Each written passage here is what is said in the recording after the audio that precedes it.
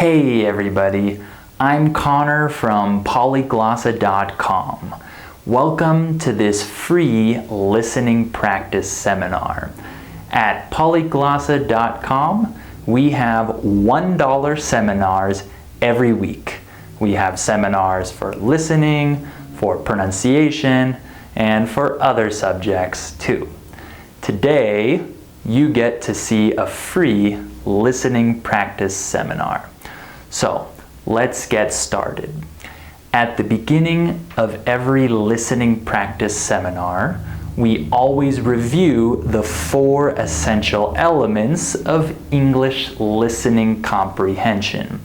Those elements are stress, reduced speech, linking, and phoneme distinction. So, if you want to improve your listening skills in English, you need to improve in these 4 areas, okay? So, let me show you an example of each one, all right?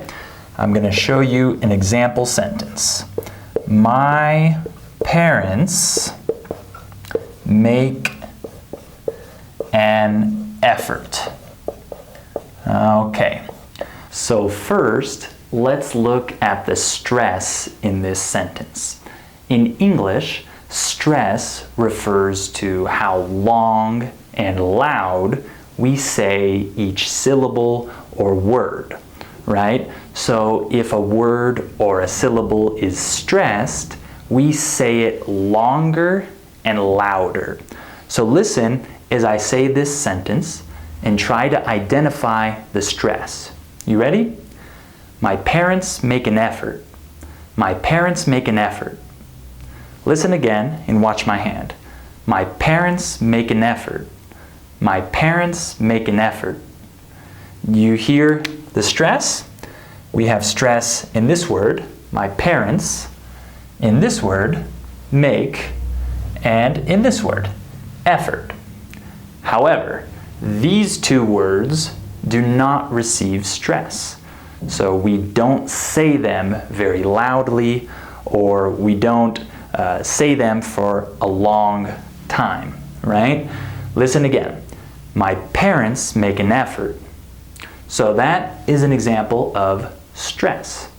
Reduced speech is what happens when the words that are unstressed become reduced. They become shorter and faster, and their pronunciation changes. We have one example of that in this sentence.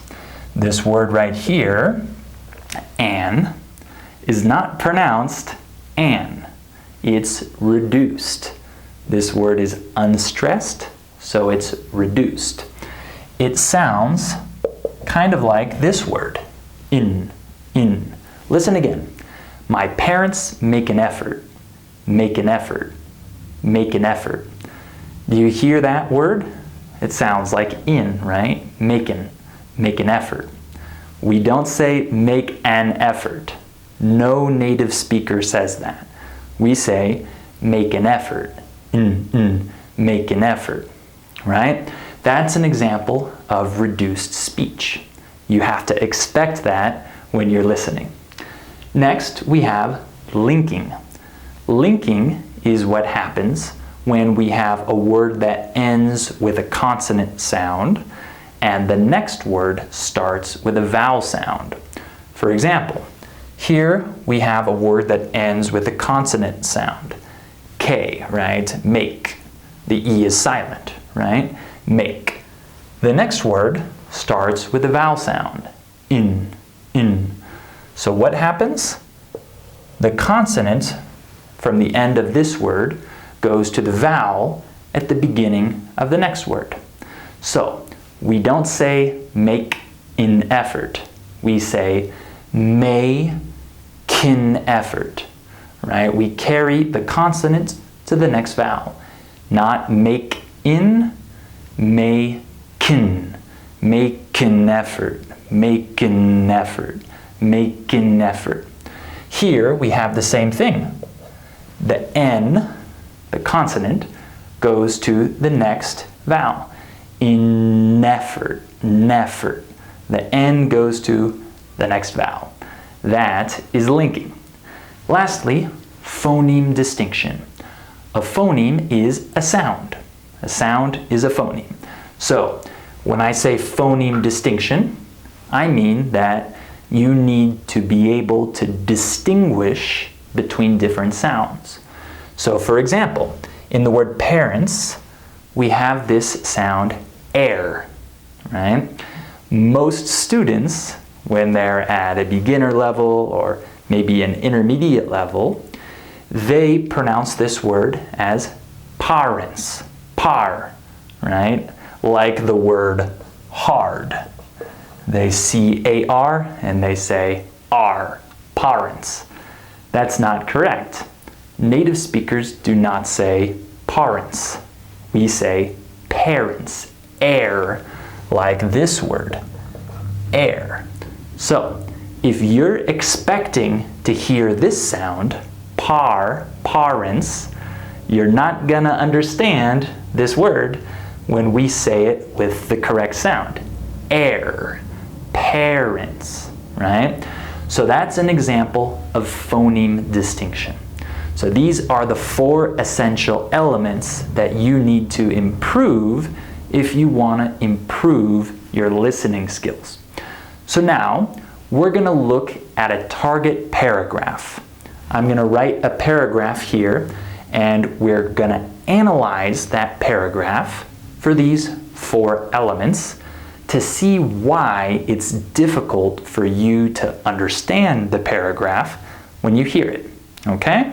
But before I write our paragraph on the board, I'm going to read it first and we'll see how much you can understand. You ready? Only adults enjoy espresso and other types of coffee. I'll see if we have any so that you can taste it, but you won't like it. I tasted it at the age of 4 and it was an utter disaster. All right, how was that? Did you understand it? That's okay if you didn't. That's why we're here, to practice your listening. So, I'm going to say it one more time, and this time you can read it. Ready? Only adults enjoy espresso and other types of coffee. I'll see if we have any so that you can taste it, but you won't like it. I tasted it at the age of 4 and it was an utter disaster. Okay, how was that? Was that a little bit easier? Maybe a little bit, right? Well, now we're going to analyze this paragraph for those 4 essential elements that we talked about to see why it's difficult for you to understand these sentences when a native speaker says them. So let's get started looking at it phrase by phrase. So firstly, the first 2 words, only adults. Only adults. So notice here in this second word where the stress is. Listen again. Adults, adults.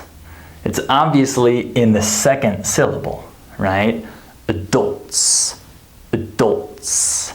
So this first syllable here, this A at the beginning, is not pronounced normally. It's reduced because it's unstressed.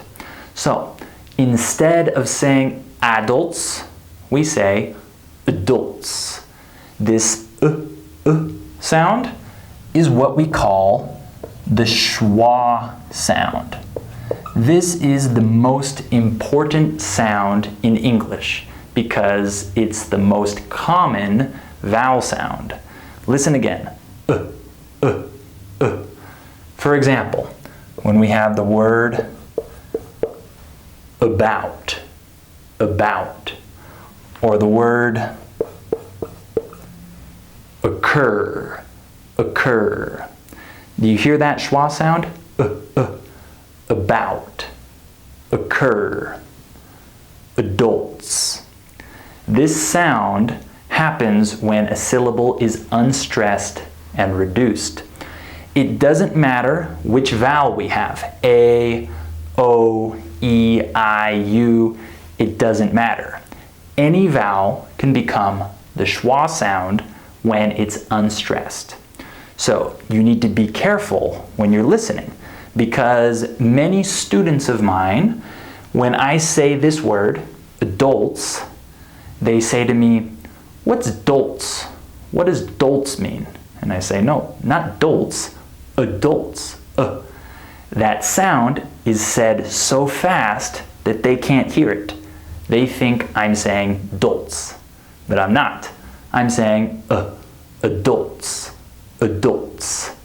That's why it's very important to identify this schwa sound when you're listening. So, only adults, only adults.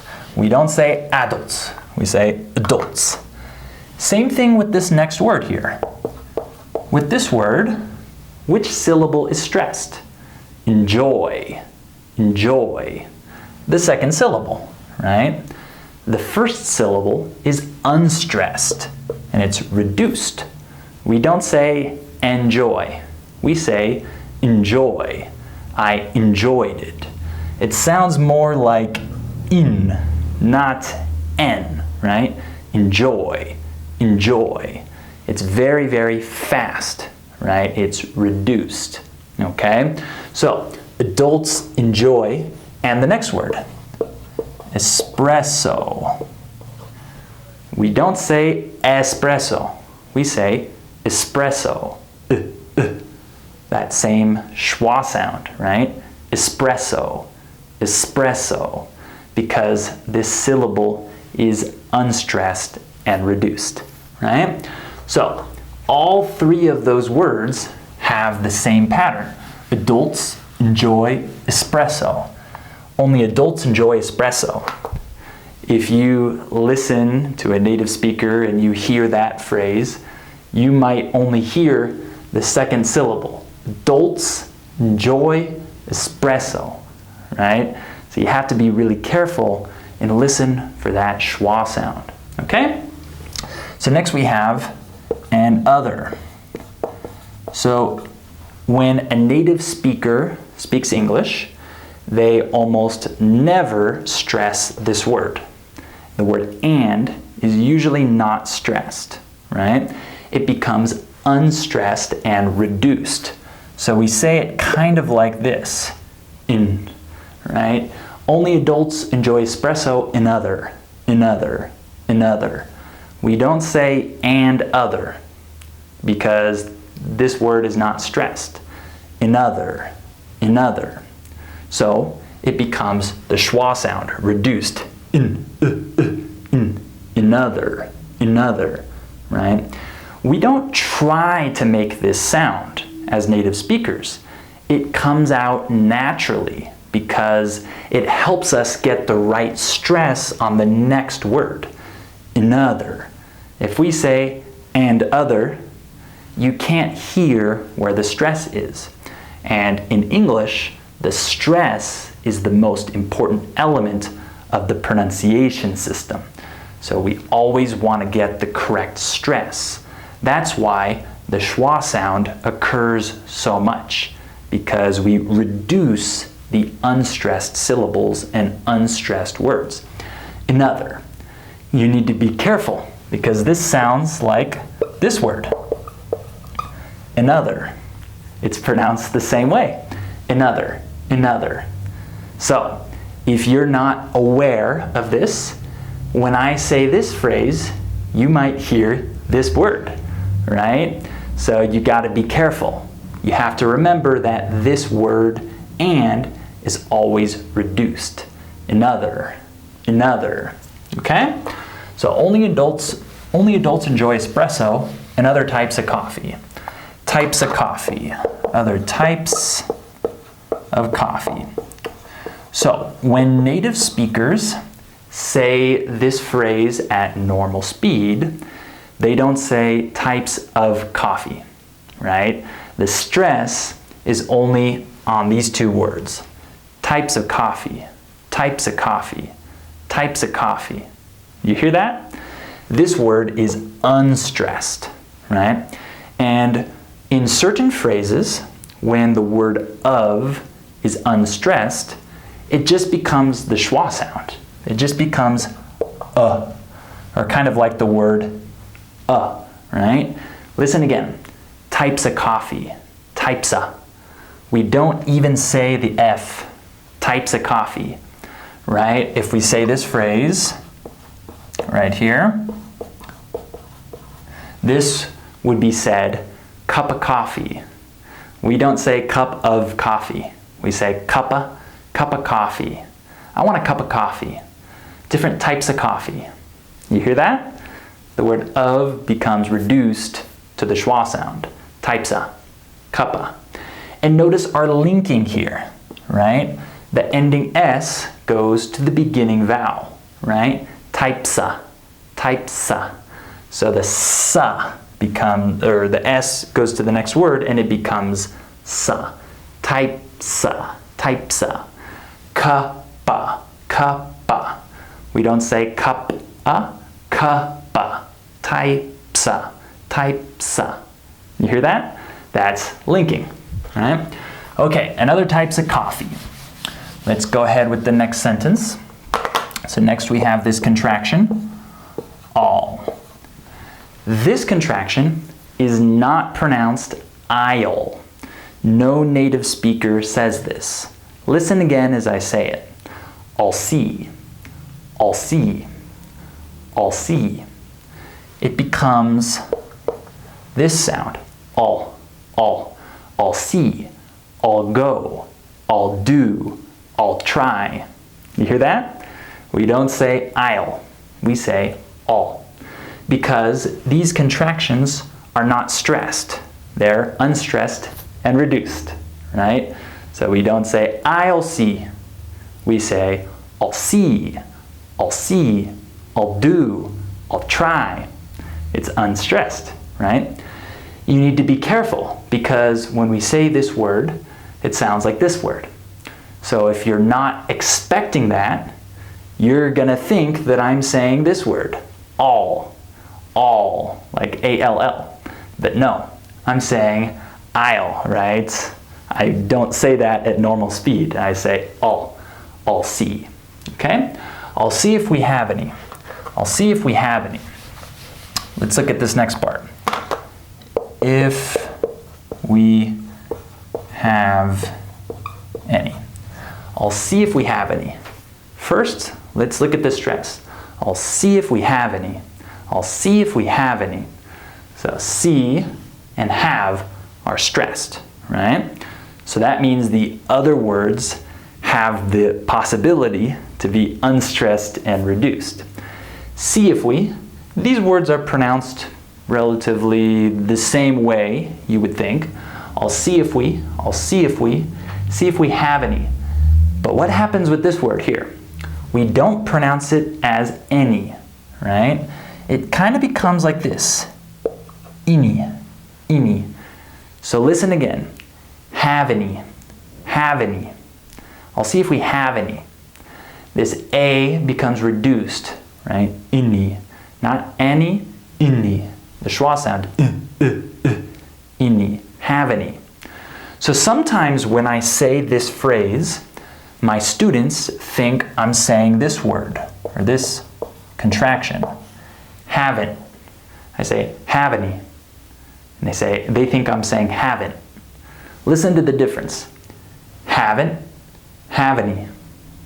You need to be careful because they sound similar except for this last Y, right? Haven't, have any. You need to expect this word to be reduced. We don't say any day. We say any day. I can go any day, any. It sounds much faster, right? So at the end of this word, it becomes even faster and we say have any, have any. I'll see if we have any, right? You got to be careful with that because it kind of sounds like this contraction, right? So I'll see if we have any so that you can taste it, so that you can taste it. So that you can, I'll write it here, taste it.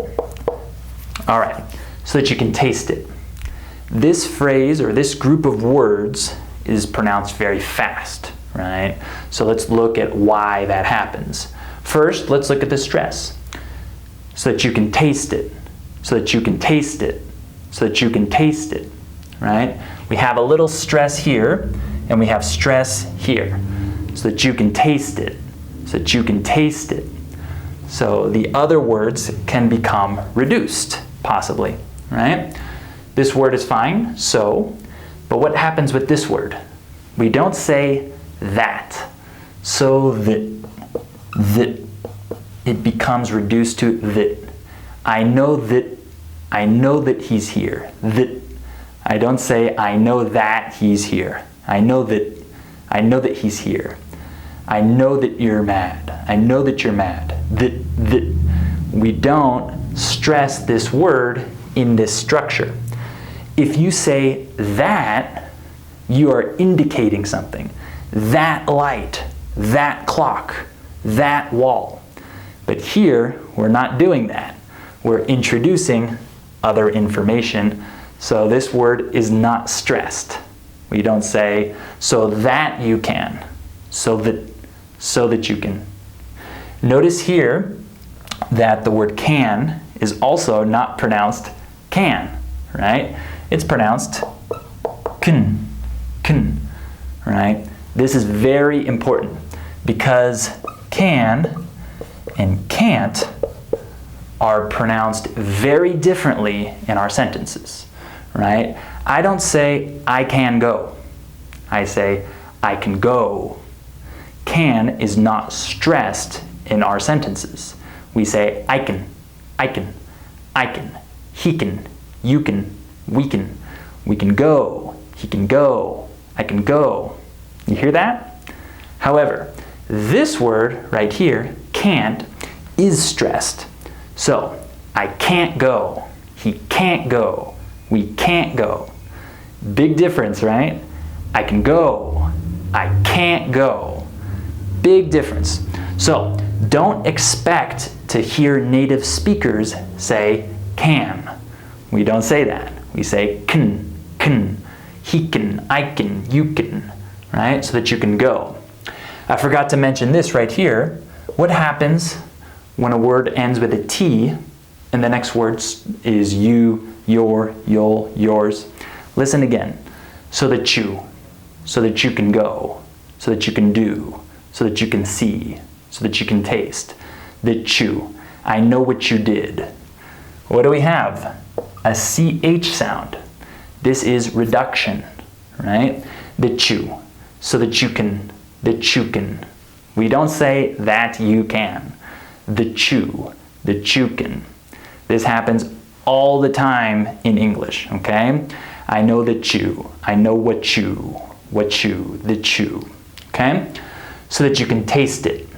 Notice here that this combination of words might sound a little bit like this for some students. Taste it, tasted. The difference is that here we have a T sound and it's just it, like this. There's no vocal cord activation. Here, there is d. Tasted, I'm activating my vocal cords. Here, I'm not. So listen again. Taste it, tasted. Do you hear that vocal cord activation? Tasted. So be careful, because here, later, we're going to see the other word, tasted, right? Okay, so that you can taste it, so that you can taste it. Let's go ahead with our next phrase here. But you won't like it. But you. We just saw this when a word ends with a T, and the next word is you, your, yours, you'll, etc. This becomes a CH. So it becomes like this. But you. But you. We don't say but you. We say but you, right? But you won't like it. But you'll have to wait. But you're not going to see it. But you, but you're, but you'll, right? So make sure you expect to hear that, right? Don't expect to hear that you, but you. Really notice when you listen to native speakers that we combine these letters to make a CH, but you. Really notice that when you're listening, okay? All right, but you won't like it. But you won't like it, right? This is fairly easy to understand, I think, but I just want to point out the linking. Like it, right? So the K is the final sound here. It's a consonant, like, and the next word starts with a vowel, right? Like it, like it. So here, we don't say like it, we say like it. So some students, they might think I'm saying liked because they think that this word is pronounced like-id. And they'll think like it. No, this word is not pronounced like-id. It's liked. This phrase is like it. You hear that?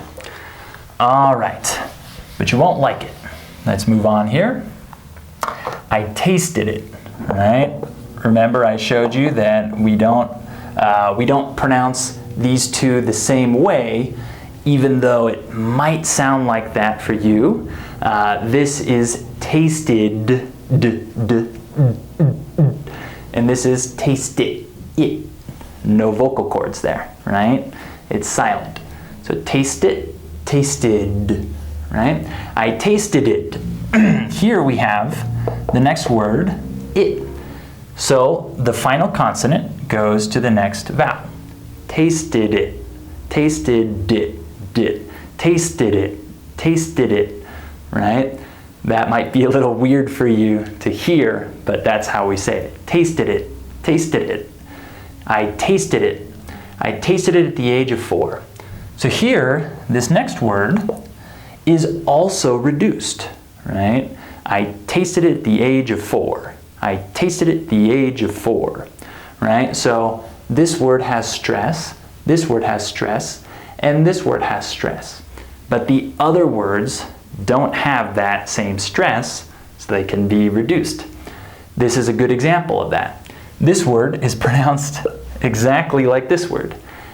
So I tasted it at the age, right? If I say this phrase right here, I don't say at the mall, I say at the mall.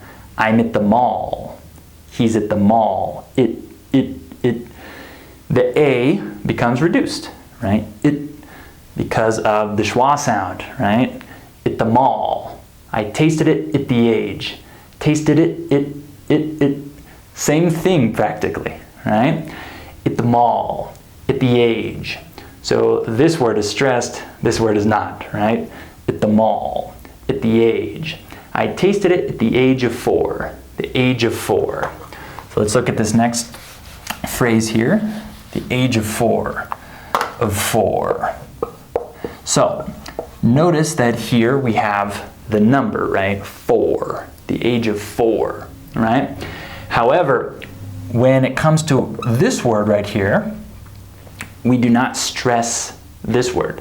So some students, they might get confused with the difference between 4 and 4. There should be no confusion because this word is stressed. 4. I have 4 brothers. I have 4 dogs. This word is not stressed. So this, let me write this phrase. This is, whoops, wrong word. This is for you. I don't say this is for you. Nope, we don't say for. This is this is for you. This is for me. This is for him. It's pronounced like this. For. It's reduced. It's said very fast, right? So you need to identify the difference in those sounds. For, right? For versus fur. For. I'm 4 years old. This is for you. So you should never get confused between those words, okay? They're different phonemes, all right? So I tasted it at the age of 4. At the age of 4. And it was an utter disaster. So here we have, and it was. Remember, with the word and, did we see that? Yeah, up here.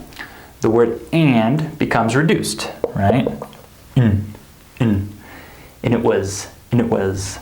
We don't say, and it was, and it, and it, and it was. We have linking here. The N goes to the next vowel, in it. We don't say in it, in it, in it. So it sounds like we're saying this phrase, right? In it, right? Be careful, because you shouldn't understand, or you shouldn't interpret it as this phrase if we say this phrase. And it was, and it was. We're not saying in it, we're saying and it. And it was an utter disaster. Was in. Notice here we also reduce the word an to in. And it was in, and we have linking, right? The final consonant goes to the beginning vowel. Was in, and it was in. So this word, this word, and this word are all pronounced the same in English. In, same, right? And it was in, it wasn't, and it wasn't, and it was an utter disaster. So we're almost done here. Let me just show you this last phrase, an utter disaster. So an utter disaster. Utter just means complete. It was a complete disaster, a total disaster. So here I want to point out first the linking, the final N with the beginning vowel, another, right? And notice that this word might be misinterpreted, and you might think I'm saying this word, another. Many students might think I'm saying another disaster, but I'm not. Listen again, an utter disaster. What's the difference? We have a different phoneme here, okay? This is d, a D sound. Utter, water, bottle, utter, d.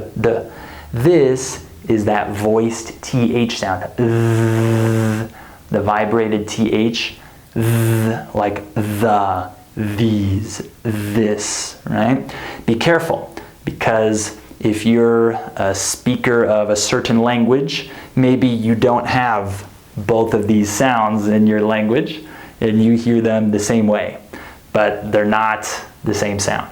Utter, other. Notice my tongue. Utter, other, ther, right? A different phoneme. An utter disaster. An utter disaster. Okay, so we finished analyzing our target paragraph here. So just to review, let's say it one more time, and let's see if it sounds a little bit easier for you to understand. You ready? Only adults enjoy espresso and other types of coffee. I'll see if we have any so that you can taste it, but you won't like it. I tasted it at the age of 4, and it was an utter disaster. How was that? Was that a little bit easier this time? It might still be hard for you, and that's okay. The point of these seminars is not for you to understand the paragraph perfectly, right? I'm trying to help you identify those 4 essential elements: the stress, the reduced speech, the linking, and the phoneme distinction when you're listening. So I want you to take those elements, those patterns, and apply them to your own listening practice. Really listen for the stress, listen for the reduced speech, for the linking, and the different phonemes, right? For example, when you hear this word now, you shouldn't expect to hear and. You should expect in. Same with this one, in orange, in apple.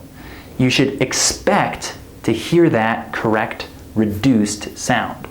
So that's just one example. You can take many examples from this paragraph. So if you liked this seminar, please consider joining our $1 listening practice seminars at polyglossa.com. We have seminars every week, and each one is only $1. And we do this. We practice just like we practice in this free seminar. So I hope you'll join us for our next $1 listening practice seminar at polyglossa.com.